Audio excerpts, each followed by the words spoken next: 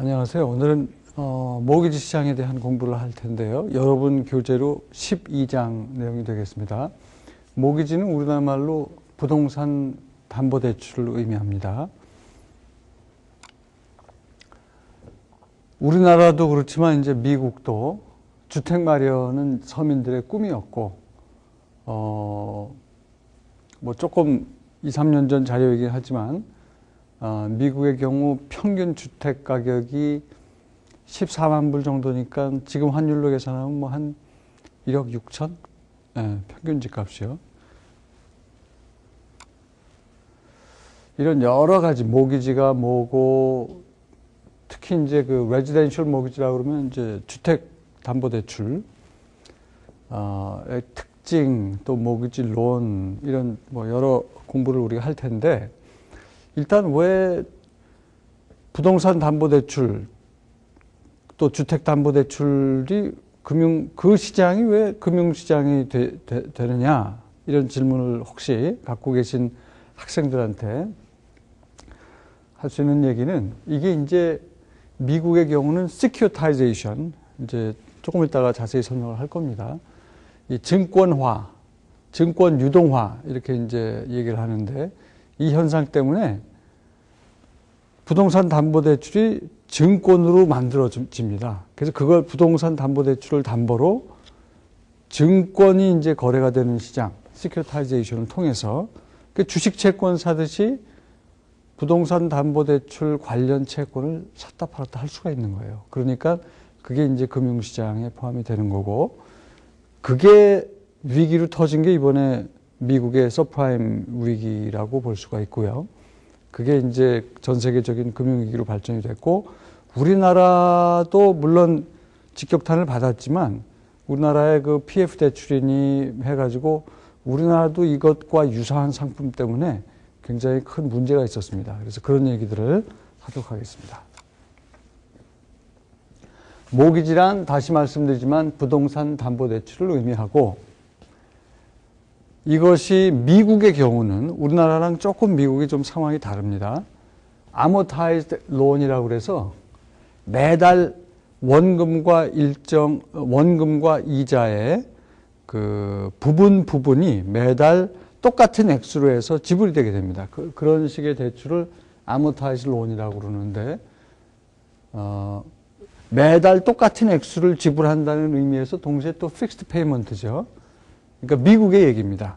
우리나라랑 조금 그 부동산 담보대출 그 관행이 조금씩 다른데, 미국 같은 경우는 부동산 담보대출로 가져가면은 통상 에모타이즈를 시켜가지고 매달 예를 들어서 1,000불을 낸다 그러면 그 중에 일부분은 이자 포션이고 그 중에 일부분은 원금 포션이에요. 그래서 그거를 매달 30년 동안 내면은 이제 원금과 이자를 30년 동안 해서 다 갚는 겁니다. 그런 식의 대출을 amortized loan이라고 그러고, 매달 1,000불씩 갚아나가기 때문에 그런 의미에서 fixed payment죠.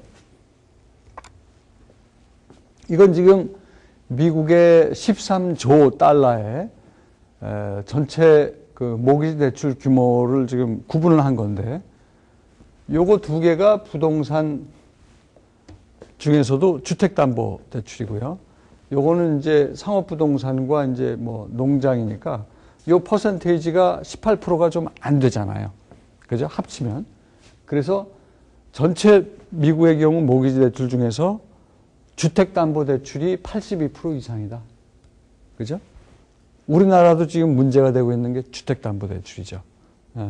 미국도 부동산 담보대출 중에서 사고가 터진 게 이게 주택담보대출 쪽에서 터진 겁니다, 사실은. 물론 지금 이제 상업용 부동산도 위험하다. 그래서 이제 이쪽 얘기가 간간히 신문에 나오긴 하지만, 그 서프라임 모기지는 이제 주택담보대출 쪽에서 주로 터진 거죠.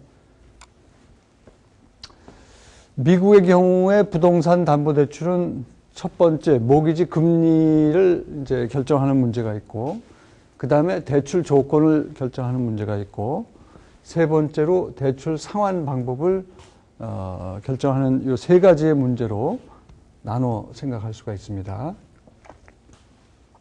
이 모기지 금리를 결정하는 문제도 사실은 따져볼 게 많은데 이게 우리랑 다른 미국의 얘기이기 때문에 그냥 전체적인 것만 간단히 설명을 하고 넘어가도록 하겠습니다.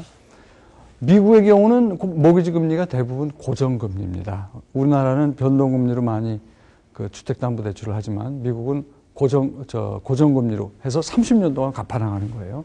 근데 그 고정금리가 그 기준금리라고 볼 수 있는 미국 국채금리에다가 더하기 알파예요. 그죠? 요 스프레드, 물론 요 아주 이례적인 경우도 있지만 일반적으로는 국채금리에다가 이렇게 스프레드를 얹어주는 그런 식으로 모기지 대출금리, 그 고정금리, 미국의 고정금리인, 물론 변동금리로 모기지 대출을 받을 수도 있는데 전체 퍼센테이지로 봤을 때 그 비율은 크지가 않고 대부분이 고정금리로 대출을 받는 건데 그 고정금리는 기준금리인 미국 국채금리에다가 이렇게 스프레드를 얹어서 결정을 한다. 뭐 그 정도로만 하고 넘어가겠습니다. 그 다음에 이제 대출 조건인데 대출 조건에 영향을 미치는 요인들이 많아요. 통상 부동산 담보대출의 담보는 뭘까요? 부동산이겠죠. 주택담보대출의 담보는 콜레트럴은 담보거든요. 주택이 됩니다. 그 다음에 다운 페이먼트라고 해서 은행에 융자를 받아서 이제 부동산을 사게 되고 그런 게 이제 부동산 담보대출인데 그래도 처음에 몇 프로는 현금으로 내라.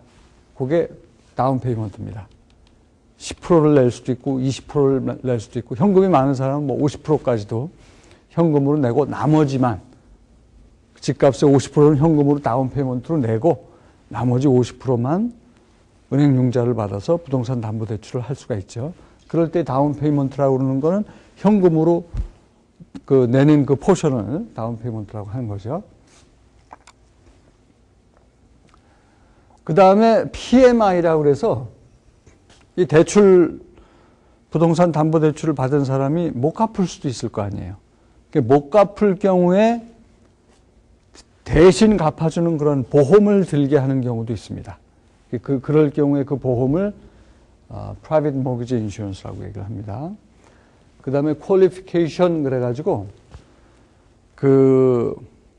얼마나 싼 대출 금리를 받을 수 있느냐 하는 거는 이제 신용조사를 해봐야 돼요. 그래서 그건 사람마다 다 다릅니다.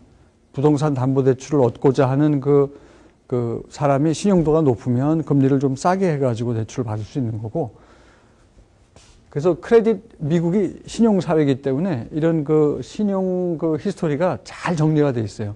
여러분이 카드를 쓸 때 카드를 제때 못 갚는다 그러면 그런 것들이 기록으로 다 남습니다. 그리고 어디서 일을 했는지, 뭐 이런 여러 것들이 다 점수에 계산이 돼가지고 신용 점수화 한 다음에 여러분의 그 대출 금리를 결정하게 됩니다. 그래서 이런 것들이 다 종합적으로 고려가 된다는 거죠.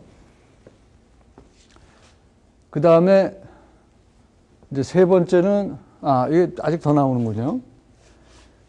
여기 이제 피코라고 하는 거는 회사 이름인데 대출 조건에 대한 얘기가 계속 나옵니다.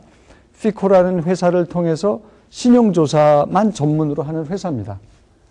통상 신용조사를 한 다음에 신용 점수가 사람마다 이제 따라 붙게 되는데 통상 300에서 850점까지의 점수를 갖게 되고 평균은 660에서 720 정도의 점수를 이제 보통 사람의 경우는 이 피코 회사에서 신용조사 조금 전에 뭐 이런 인플로이먼트 히스토리라든지 무슨 신용카드 쓴 전력이라든지 그걸 다 점수화해가지고 이렇게 피코라는 회사가 점수로 만든 거예요. 이 점수